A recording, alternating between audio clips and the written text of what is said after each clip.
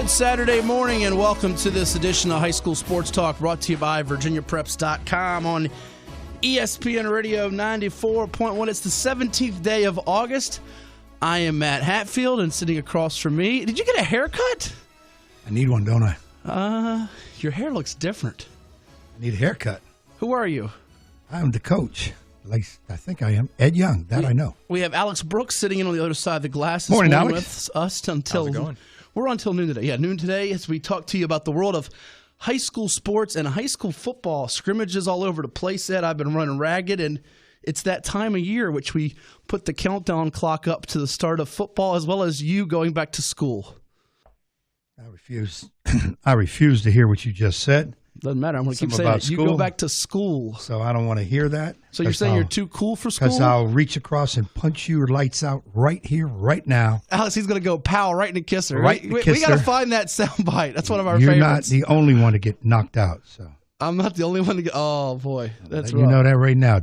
I'm in a good mood today. It's a great day.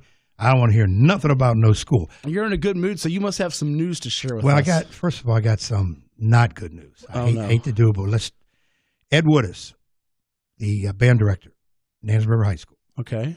Terrible fall. Okay. Broken leg, 3 spots. Oh, that is terrible. I just found out this morning, and he's in the hospital. I think he's doing okay. Haven't known it, but Ed Woodis, a longtime band director at Nan's River High School. Give a shout out to him if you can.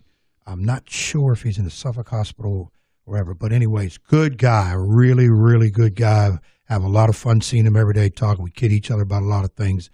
And, wow, it just hit me like brick wall that I'm not exactly sure of all the particulars, but he was in some very, very hard pain. And that's terrible to hear. So we send our happiness out to him. Get him better, get him ready. It's his time of the year, football. The band will continue marching on, but Ed, get better. People that know him, go out and see him. Please don't tell me they're going to let another Ed, being you, be the band director in this place. Fill-in. No, don't do that. I might be a fill-in. I got some. Woodis and I always talked about this. That we're going to switch for a week. He was going to coach basketball, and I was going to do. Well, that might not be as bad as you doing the band for a week. I mean, I don't know what his basketball knowledge is, but he could do the basketball. But I want to do the band. I got a couple of ideas in mind, a couple songs I want to try out, and I might even march out with them. No, that would be bad. With the bad knee? Although your knee's getting better. Well, it's up, and I twisted it the other day. I mean, I almost stepped on a doggone cat, and then the knee went out, and I had a bunch of stuff in my hands, and I was doing the old twirl on one leg move, and but I'm okay. But, I've come to the realization the leg will never, ever be 100%, so deal with it and move on. Well, if you can get to 97.2%, that'd be good. I'll take that. Or 94.1%. I was going to just say, how about 94.1? Don't give out the wrong numbers. 94.1%, I'm okay. That's the best. That's a great number. Hey, we'll open up the phone lines if you want to talk to us this morning at 757-687-9494 on the Trinity and Trilogy Tattoo Hotline. That's area code 757-687-9494 this morning here on High School Sports Talk, presented by VirginiaPreps.com and Larry King Law. Injured in an accident, you call 757 INJURED for Larry King, and make sure you check out VirginiaPreps.com. We've got tons and tons and tons of previews and video interviews and all kinds of content, football heavy. We do have a little bit of basketball from last weekend's Norfolk State and ODU basketball team camps that took place, but really heavy on football with our top 10 countdowns in motion, and we'll be concluding those probably by a week from Monday. So it looks like that'll be done by the 26th, and the public schools around the state will get playing that following Thursday, the 29th here of August. So give us a call at 757-687-9494 this morning here on ESPN Radio 94.1 to let you know who we've got coming on the show today. We'll be talking with the head football coach and athletic director of the Norcom Greyhounds. That's Robert Jackson around 10:35 this morning. They had a shortened scrimmage, very shortened scrimmage on Wednesday. They moved it up in hopes of getting it in before the weather. And as soon as I showed up, they pretty much put it on ice because it was lightning. Yeah, and as soon as I showed up, but nonetheless, Norcom has another scrimmage coming up. We'll chat about that. And then the opener for the Greyhounds against Petersburg. I believe that's at home with Coach Robert Jackson, who has a winning background, as you know, Ed, from his days at Salem and at Bayside. So we'll talk with him. At 11 a.m. this morning, we'll talk with Chris DeWitt, head football coach of the Kellum Knights, who scrimmaged Wilson last night over there. And Chris DeWitt has maybe the best football field in the area. I'm going to tell you what, I was privileged to go to the Virginia Beach Sports Club's, I'm now a member, by the way, of the Virginia Beach Sports Club, the luncheon they had on Tuesday. And all the coaches speak. It used to be the old crying towels, and they would tell jokes. If they were giving out the crying towel, Chris DeWitt would have won because he had some of the best jokes and lines of the whole morning. So maybe we'll get his. I'll get him to tell a story this morning of one of his lines he had at the luncheon on Tuesday with us this morning, and also preview his team, which should be a factor in the Beach District this year. They have a couple of brothers, the Copeland brothers, that ought to make some noise, linebacker and running back for them in Virginia Beach this year. And then around 11:25 or so this morning, we'll talk with Booker T. Washington head football coach Darvin DJ Alexander. Remember, we had him on about a year or two ago. He's not only the football coach at Booker T., which has one of the best running backs around, and Rodney Hammond, who has about a dozen offers. That class of 2021 running back crew is mighty, mighty good around the whole state, including 2 here in our own backyard with Rodney Hammond at Booker T and Malik Newton at Lake Taylor. But not only is DJ Alexander the head coach of the Bookers, he's the father of Jalen Alexander, former Western Branch defensive lineman who's now at Maryland. So maybe get an update on how his son Jalen is doing up there in College Park this morning with us. And we've got some interview playbacks from scrimmages throughout the area. I was over at Kempsville last night for the Kempsville Chiefs, where I used to go, by the way, taking on the Churchland Truckers. And the night before, I got a chance to see a glimpse of the Kings Fork Bulldogs with Kermit Buggs, who we've had on the show, and the Tallwood Lions. So we'll hear some sound from that. And then our man Reese Becker from VirginiaPreps.com was putting in some work last night because it was the first official football game last night, Ed, in the whole area. It was private school scene. St. David's out of North Carolina took on Greenbrier Christian Academy. Who won? Come on, Greenbrier Christian. They were down 12-0 at the break, but rallied for the victory, beating St. David's last night. I think the final was 20-16, if I can locate it here. Greenbrier Christian got the W over 20-18. I'm sorry, 20-18. They won it over St. David's. So we'll hear some sound a little bit from Reese as he caught up with Parker Clark and Brandon Meeks for the Gators of GCA. But again, our phone lines are open at 757-687-9494, and waiting anxiously to speak with you, because I don't think he's done so this month, is the most loyal caller in America. He goes by the name of Keith, but he also has a last name that we found out a few months ago of Holloman. We don't introduce him like Bond, James Bond. We introduce him as Keith Holloman from Smithfield. Good morning, Keith. How you doing, Matt? How you doing this morning? Morning, Keith. Doing all right. Are you a James Bond fan, Keith? No, sir. No James Bond fan. No James Bond. It's too scary for you, right? Yes, sir. All right. Keith's more of the Shaft type guy. Can you dig it? Yeah. Watch your mouth. I got you. What's on your mind, Keith? Mother Nature called us.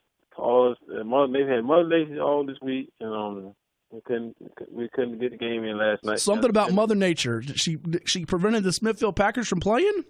Yeah. How dare she? Yesterday, Ward, both teams, Ward was here yesterday. Ward Razor was here yesterday. We were getting in because Mother Nature stopped us, and was lighting and raining. So no scrimmage for Smithfield, which I was actually asked by one of our other loyal listeners to the program to find out from you how the Packers did. So they didn't get a scrimmage in. They didn't get a scrimmage. I know Ward was in. Both teams was on the field, on the practice field. We couldn't get in yesterday. Well, if I heard correctly from Dontrell Leonard, who we'll have later on the show from Churchland, I believe Churchland scrimmages will work next week. I'm not sure the date and location of that. I don't have that in front of me. But does Smithfield have a second scrimmage? I'm assuming they do. It's next Thursday. Okay. Both JV and Vossen. They need Thursday against them. Where's that at and who's it against? Western Branch Bruin. Oh, is that at Western Branch? I think it'll be here at Smithfield. So if you missed last week, we had on Coach Greg Gibson of the Western Branch Bruins on High School Sports Talk right here, and it's on VirginiaPreps.com. Go to the other tab. You'll hear all the archive episodes of the show, including that interview. And he had some very interesting words, Ed, about transfers, which I know you respect Coach Gibson. He's been a longtime veteran of the high school football scene, going back to his days coaching in California, now Virginia, but also excited about his team for this year after last year's tough winless season, a rare one for Western Branch. Yes, sir. Thursday night, Southampton Indians scrimmage the Tigers Central Thursday. Yes, it's funny you say that, Keith. I spoke with Curtis Jefferson, who also is a double duty guy at Sussex Central, head football coach and athletic director. I don't know how that was this past Thursday, right?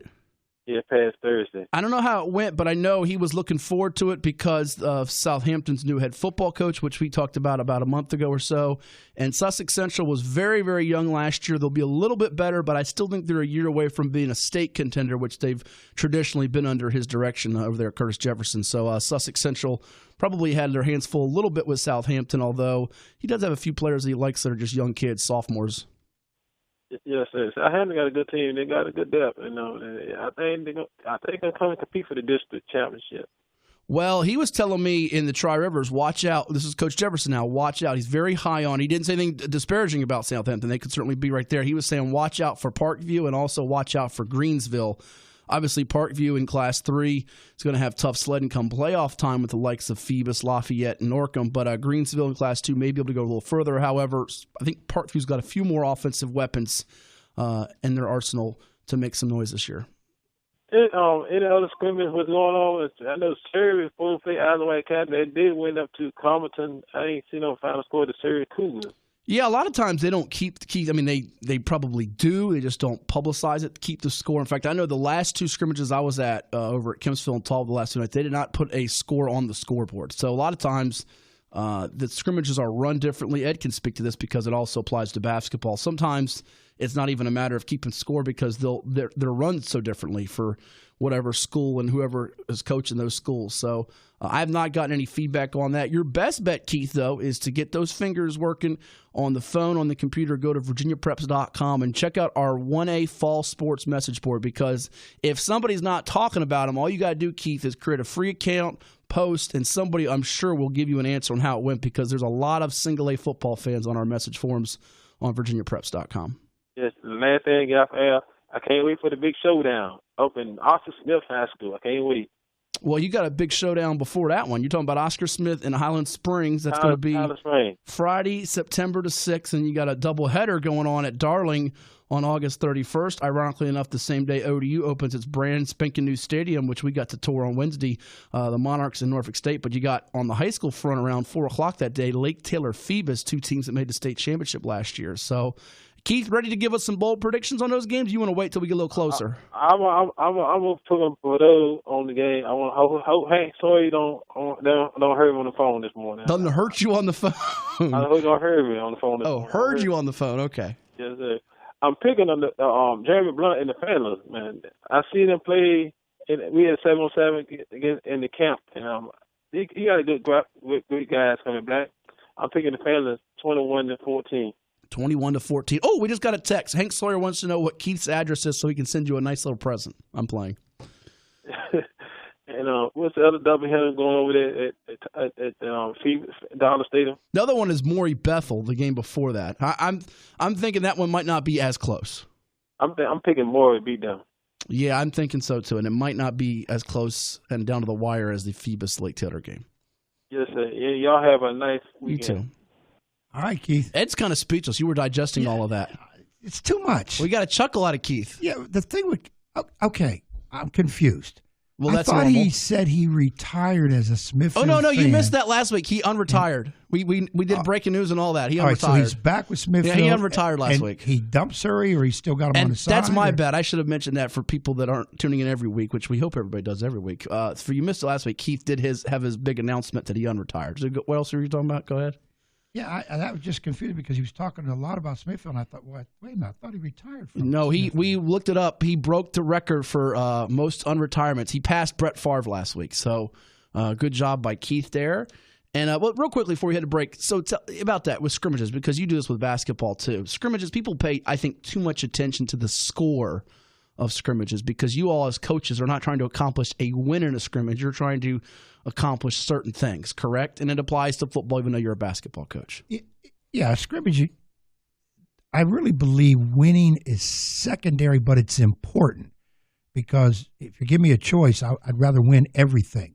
But you really want to see players. You want to put people in different situations, combinations, work on some things that obviously weaknesses, find out what kind of strengths you might have. So there's a lot going on. It's just like in pro football right now, the exhibition, everybody's so gung-ho about having football and people ready to punch each other out about exhibition games. You know, pros are playing guys who are going to be cut soon. So come on now. High school, you don't really your team's already kind of picked. You're not cutting guys after scrimmages, hopefully. You might be benching guys, but you're not necessarily cutting them. So use it for what it's worth. It's okay if you're winning, that's nice. If you're losing, as long as you're getting guys sweat, getting guys playing where they need to play, and you can fix your problems down the road. Well, I think the biggest thing you would probably agree with is you come out of those scrimmages relatively injury-free, whether it be football, basketball, you name the sport, that you want to get out of there without injuries. That's more important than the actual outcome of the scrimmage. Granted, you don't want to get run off the field 7 touchdowns to none, but I think you don't want to lose a key guy before you play the games that really do count in the standings and in the point system for the playoff race. Yeah, you don't want injuries at any time of the year, especially early. And again, you don't make a big deal of it, but programs that aren't used to winning like to get some wins because winning, especially at the high school level, nothing's like winning, period. It covers a lot of ills, and that's the case with coaches. You got to know what's wrong with your team because if you're winning a lot in exhibitions and scrimmages and whatever, but you still have issues, those issues are going to rise as the season goes. So be careful about celebrating too hard about wins this early. We'll take a timeout. Phone lines remain open at 757-687-9494. We got some sound coming your way from the coaches and players right here on High School Sports Talk with the coach, Ed Young. I'm Matt Hatfield. Alex Brooks along for the ride as well on ESPN Radio 94.1. This is High School Sports Talk presented by VirginiaPreps.com on ESPN Radio 94.1.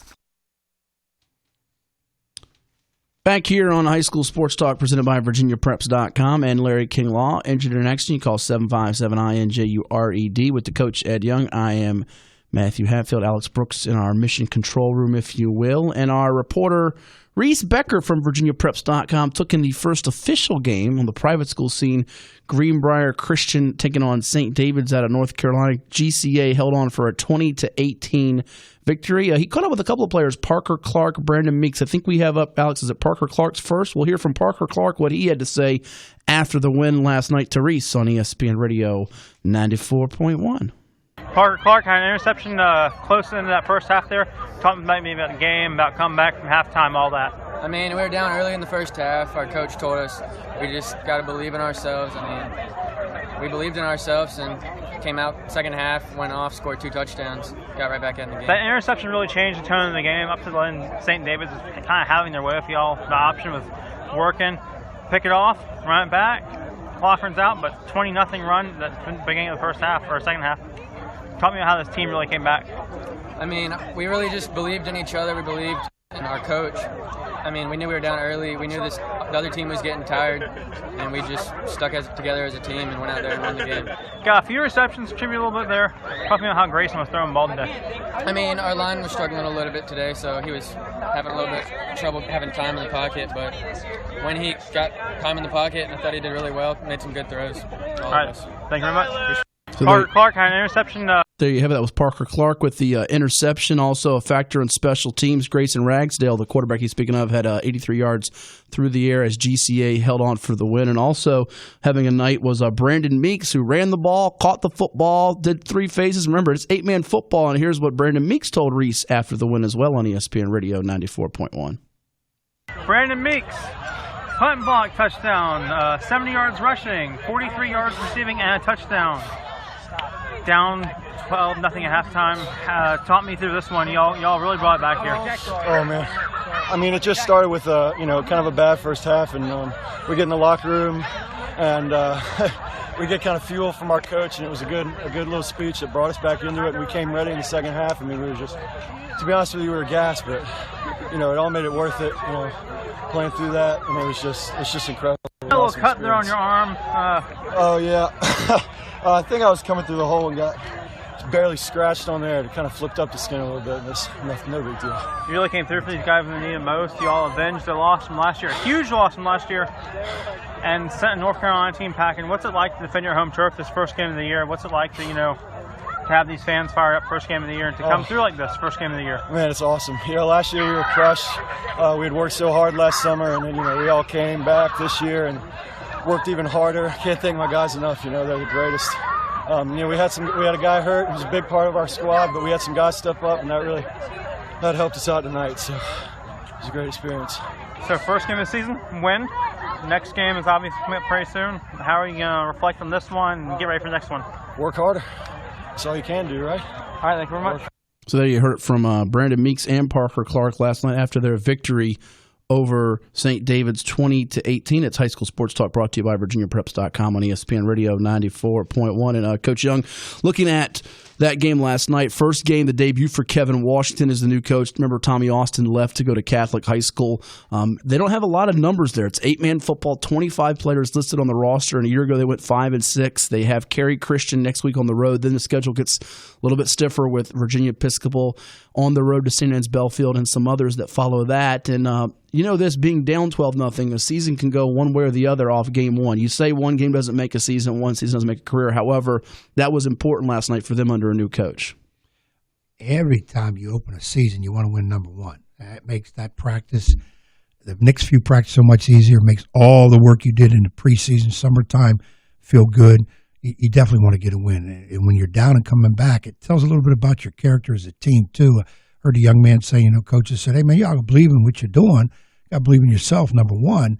And the youngster said, yeah, that's something we take for granted, but you tell the kids individually, this is what we've been working on. Trust your instincts, trust us, get out and do the job. You're going to make mistakes. We already know that. Try to make us less than the other team.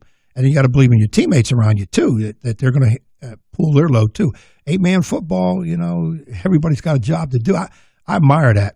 Thinking about 8-man football and some of those kids playing every second of every game. Yeah, not just offense, defense, special teams. We're talking about being on the field for every, basically snap. Right. Extra points, punts, kicks. One guy, you couldn't hear it, but on the video that Reese has, if you follow Reese on Twitter at Reese Becker, he's got a cut on his arm. I mean, these guys literally they're out of breath. They're not a lot of and unfortunately, with how things have been going, we just had about a week or two ago, our reporter on VirginiaPreps.com, Rodney Young, has a story, our new reporter up there in the southwestern part of Virginia. My cousin. Is that your cousin? Yeah. I didn't know that. Yeah, we go back like car seats. Oh, go back like car seats. Oh, we need a symbol. Ding, ding. Look at you. You are working them out today. Nonetheless, he's got some previews up on Fort Chiswell and Radford on our site. And I don't know if you saw it or not, as we transition to the numbers. Remember last year, a couple schools did not have a season. Bruton had half a season. Now they've got more player participation, but Bland County basically canceling its season.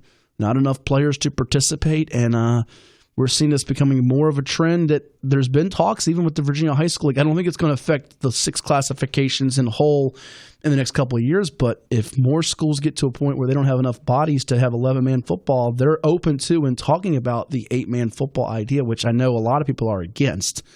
Then again, what else do? You either have a season or you don't. I go to 8-man football. The problem with 8-man football right now is it's sparse. So scheduling is tough. Look at Greenbrier playing these Carolina teams. Okay, so travel is ungodly.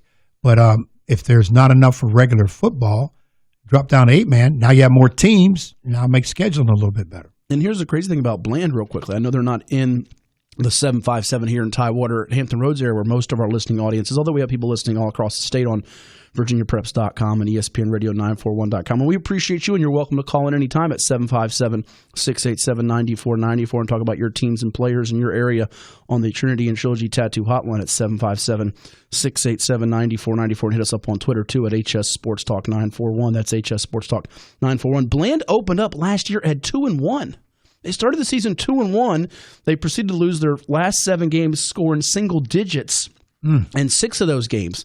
And then you flash forward a year later after 2-1 start, not enough guys to have a season. And this is a coach there. Harris Hart has been the coach since 2004, so it's not like they had a new coach, players mass exodus from transfer out. No, this is just the nature of some of these Class 1, Class 2, single A, double A from the old AAA days, if you will, football situations where there's just not a lot of members to choose from to have 11 on offense, 11 on defense out there. And the other thing, unfortunately, with what goes on, when you start losing and then start getting pounded and losing, kids nowadays, they're quicker to walk away. I got other things to do. They can't take the joking by fellow classmates. They're just not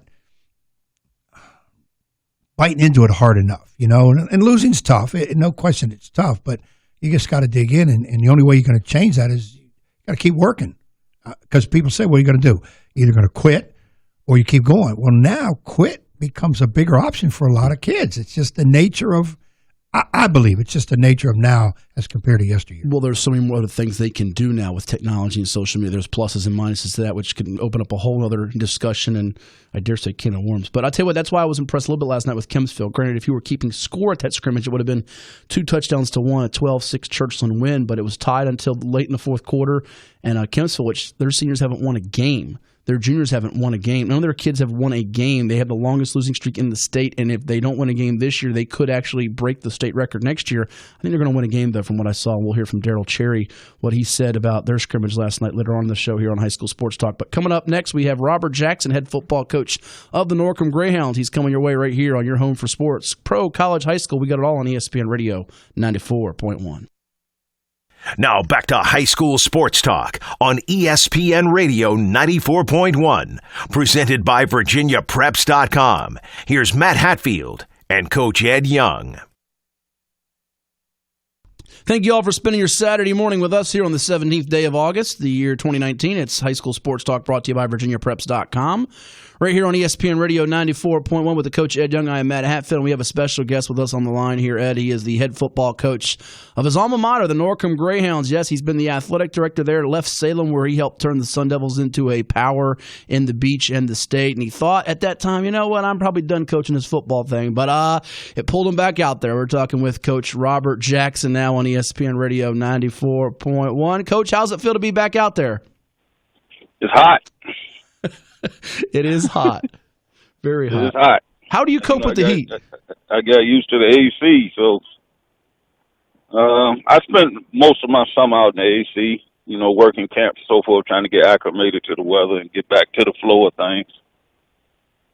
Yeah, those humidity, those really dog days of summer in August are no fun sometimes, but you got to get the guys ready to go. And let's talk about that first. What drew you to coming back out here to coach the football team at Norcom? It's your alma mater. We know last season's squad was very close to the state playoffs, losing a heartbreaker in overtimes to Phoebus. What drew you back out here to be the coach? Well, my principal, rather, he asked me would I do it for a year, and, he wanted to do some things a little different, I guess, and he asked me to do it for, if I would give him a year. I told him I would give him a year, no more, and then he tried to convince me to just take it by year basis. So I said I'd do that. I want to do what you and Ed are doing. So.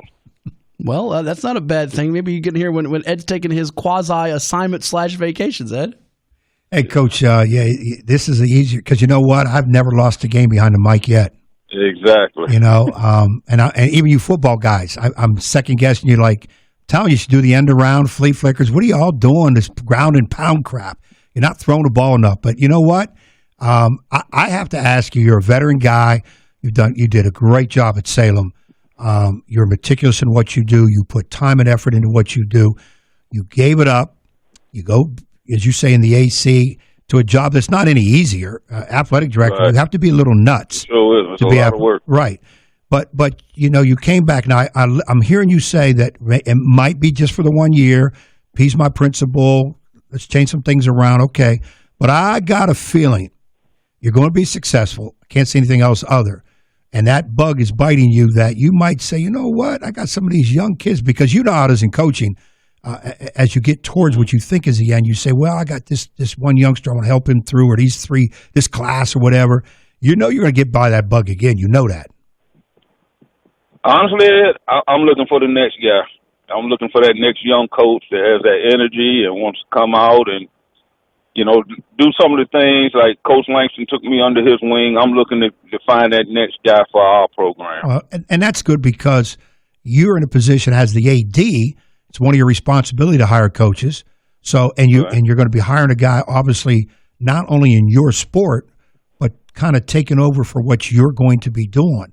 Obviously, they're going to have their fingerprints on that program too, but obviously you're going to make an impact on there. And of course, in the past, Coach Archie has done a really good job there at Norcom. So you've got athletes. You just want to keep that thing going and again, put your own fingerprint on it. But, a second thing I wanted to ask you too, though, is, you get away from coaching. Your athletic director is a little bit behind the scenes, a lot of work, but you also don't have to deal with the parental aspect of today's athlete. Now you're back out there in the fire, and you're going to have to hear some of that stuff. So have you come up with your year off, or come up with a plan for that, or that's not one of your concerns? I think, dealing with today's kid and dealing with today's parent especially, when I first started, you didn't have to worry about things like the social media and so forth. Social media is really entrenched in this game, and it's made a lot of people, parents and kids, delusional as to their true athletic ability. But other than that, kids are kids. I don't see them being too much different than when I was coming through school or the kids now. Other than that, social media and the expectations that the outsiders, parents, the agents, and all that have for you as a coach. They put more pressure on a football or a basketball coach more so than any other sport to get that kid to the next level. And like I tell our kids, before you try to impress Nick Saban and all them boys, you need to impress me first. Good point. I think we got some our priorities mixed up on who they need to be impressing. And just be a good high school player first before you try talking about being on somebody's college team. I agree 100%. I have to deal with basketball. Kids want to know about rankings, where am I ranked? And I just simply say to them, how about concentrating on something easier? Try to be the best player or two in tonight's game. Okay, forget about ranked and papers and whatever. Just tonight's game, try to be the best or second best player on that floor tonight. It's a lot easier assignment than worried about being ranked 28th in the state. Come on now. Right. These rankings. I have to feel good about you first as a coach before I can promote you to somebody else. Right, and you, I was just talking this weekend about this with a couple of my relatives. You have to have good character, you have to have great grades, and those go hand in hand. Then you have to have a skill set a coach wants. I don't care what sport it is. You could be a 4.0 Boy Scout / Angel, but if your talent is not what they want, you're not playing college ball. If nobody wants you because you don't present a talent that they want. And a lot of people don't get that. Then it comes back on, high school coaches aren't doing their job.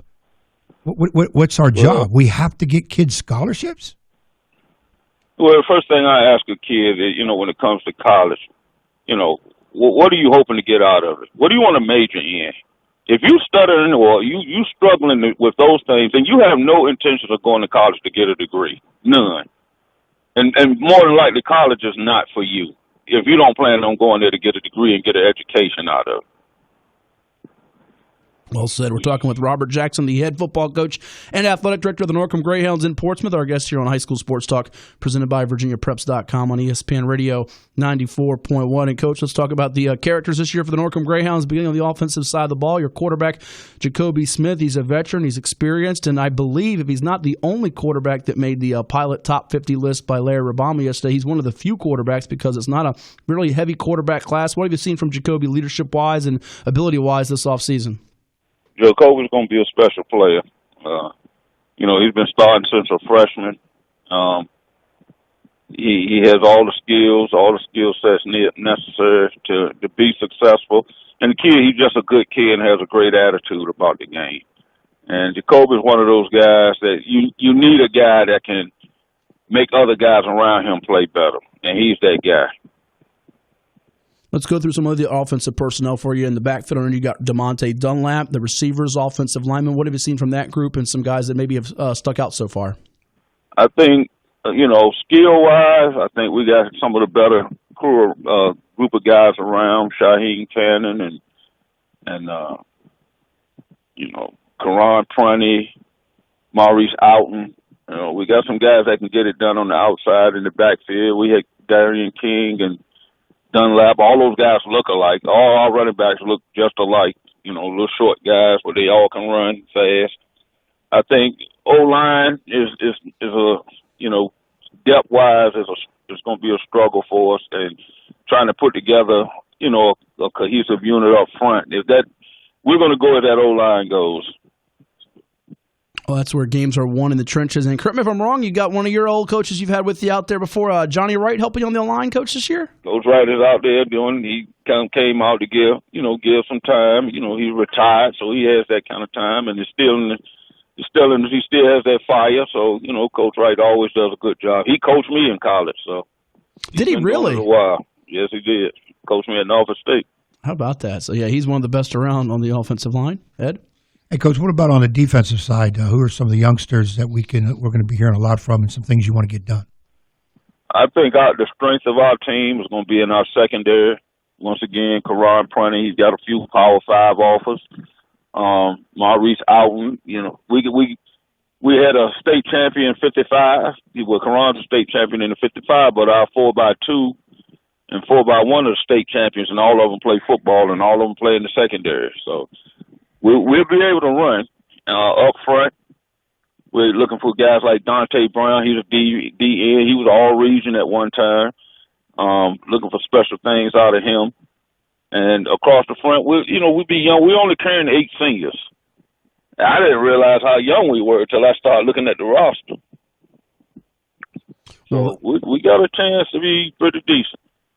Well, with 8 seniors, that could be some some gems to uncover, if you will. Young players, freshmen, sophomores, like Ed said, maybe it gets the bug itching for you to continue going past this 2019 campaign. We're talking with Robert Jackson, head football coach and AD over at Norcom High School with the Greyhounds here on High School Sports Talk, presented by VirginiaPreps.com on ESPN Radio 94.1 as the Greyhounds get ready for their season opener. Norcom going to be in action to open up the 2019 campaign on September the 5th against Petersburg, and that'll be a home game for the Greyhounds. And, Coach, you had a scrimmage of the night. I know lightning and weather messed that up with Bayside. What did you see, though, in the little bit of action you got in?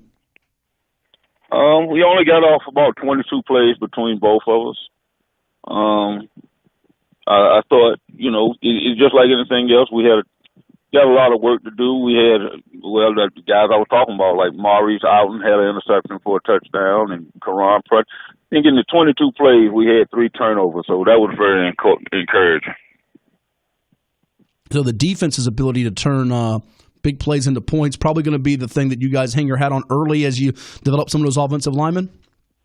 Yeah, we're going to have to depend heavily on our defense. And, that's been my history. We like to run the football and play good defense. Coach, in coming back, let me ask you this, and I know you football guys keep a lot of things close to the vest.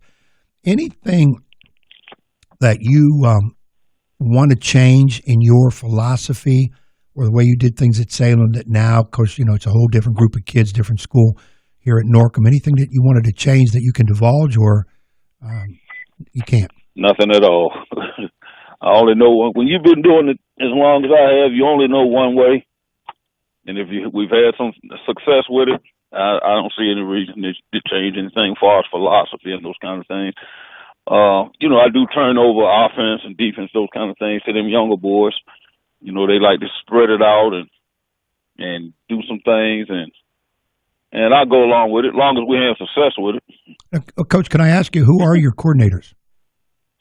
My defense coordinator is David Turner.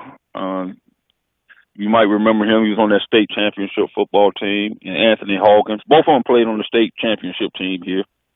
So there's some young guys with a lot of energy. So, just trying to groom them, and hopefully that one of those guys will be the next guy. Well, it sounds like you got some decent ones on that staff, and guys that have allegiance to the school and the program itself, and guys that have coached with you, guys that you run into when you were coming up. So you're going to have a lot to pick from. Yeah, I think so. There's a lot of good candidates out here, a lot of good guys out here that, we'll go through the process, and, of course, it's up to my principal and what direction he wants to go, and I'm going to support it, whatever he decides.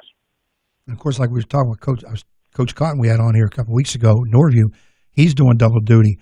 Have you come up with a game plan with that? Because as people know, and if you don't know, athletic director is no easy chore. I've often said an AD should have a full-time assistant and a part-time assistant. That's how much work a real AD who does their job, the kind of help they need. Have you come up with a game plan with that, or you're going 50-50? Well, he was one of the first ones. He was the one I talked to before I even took the job.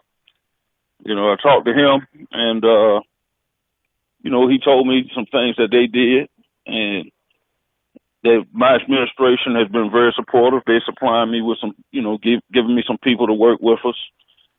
And, we got a plan in place, so it won't be as strenuous as, people may think. It is a hard job, and there's a lot of work to do when you're doing all the sports. Yes, it is. Final one for us, Coach, and we thank you for coming on the program. As always, Robert Jackson from Norcom High School, our guest here on ESPN Radio 94.1 as the Greyhounds get ready to open up the season September the 5th against Petersburg. And I'll go there, Coach. You've seen Petersburg in camp. Hope another team from the 804. I saw them yesterday. Oh, did you? Against Granby? I saw Petersburg yesterday. They're a tough football team. We got our work cut out, that's for sure. Well, I won't divulge the whole rankings, and I know they mean nothing in the big picture of things, but both Petersburg and Hopewell are going to be top 10 teams in the state in Class 3, and then inside your own district with Norview and Lake Taylor and Maury. I think the Eastern District has gotten better here in recent years. How do you size up the schedule for you, and then the teams around the area that you'll see on your docket? How do you size them up? Well, I told you that we got an SEC schedule, We looking at Petersburg, Hopewell, and John Marshall, our first three, and then it's in our own district, like you just said, Maury, Lake Taylor, Norview. So, and we have a bye the first week, so that means 10 straight weeks of that. So we got our work cut out. We'll find out early what we have, and if we're fortunate enough to get into the playoffs, we'll be battle tested. Well, one thing's for sure, Coach Jackson's football team's always disciplined and play hard and tough to beat when the playoffs roll around. Well, Coach, thank you so much. We wish you all the best this year, and I'm sure we'll be watching you out there on Friday nights this year and beyond, all right? All right. Appreciate it. Good luck, Coach. Mm-hmm. Robert Jackson, our guest here on ESPN Radio 94.1, the head football coach of the IC Norcom Greyhounds in Portsmouth, his alma mater, as they get set to take on Petersburg September the 5th. It is High School Sports Talk brought to you by VirginiaPreps.com. We'll take a timeout. Phone lines remain open at 757-687-9494. Give us a holler with the Coach Ed Young. I'm Matt Hatfield on ESPN Radio 94.1. Another busy week of prep sports. It's High School Sports Talk on ESPN Radio 94.1.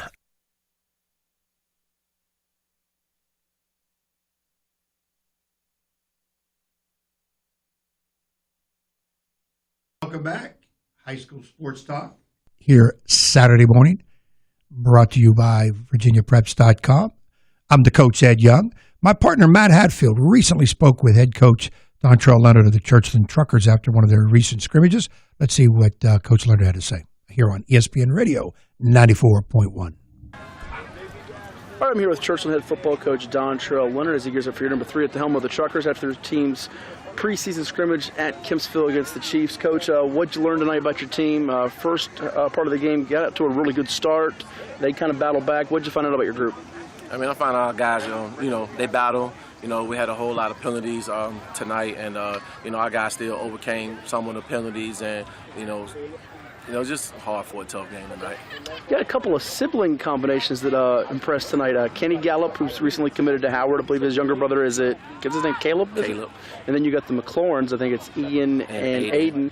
One caught a touchdown, one had a takeaway, and both Gallups contributed tonight. So nice to have that little chemistry with the families going. Oh, yeah. I mean, everyone contribute, the Gallup brothers, and, they do a good job in the secondary together. And, Ian is the linebacker, McLaurin is came here on our defense, and Aiden is the receiver who scored the touchdown.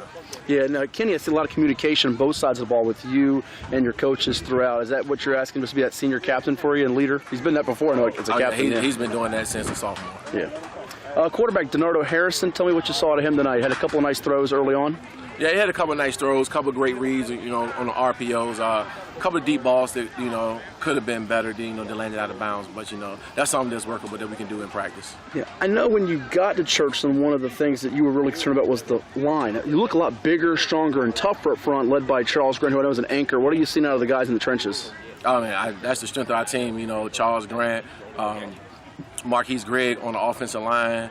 We got Roy Coppage as well, Kevin Hill. Then, on the defensive line, Markwell Benton, Aaron Thomas, Dominique Hawks coming off the edge as well. So, right now, we just had to, put all of it together I mean, tough coming out here when we practice in the gym the whole week. But I mean, that's no excuse. Our performance wasn't up to par as we seen our guys perform early in the preseason. Well, you were pretty brutally honest with your guys afterwards. You see the potential. You could have had maybe 3 or 4 or 5 more scores tonight. You had some great moments. Is it kind of, as a coach, glass half empty, glass half full, that you did some good things, but you can needle them still before you get to the game one, or? Yeah, there's a lot of things we got to fix before game one. I mean, we're finna, head to a brutal schedule. Guys, just want our guys to be competitive and just make plays when the numbers are called on. 2 more for you. Anybody kind of step up as sort of a surprise player for you on either side of the ball, offensively or defensively tonight, where you and your coaches can look back like, all right, this guy may be moving up the depth chart a little bit?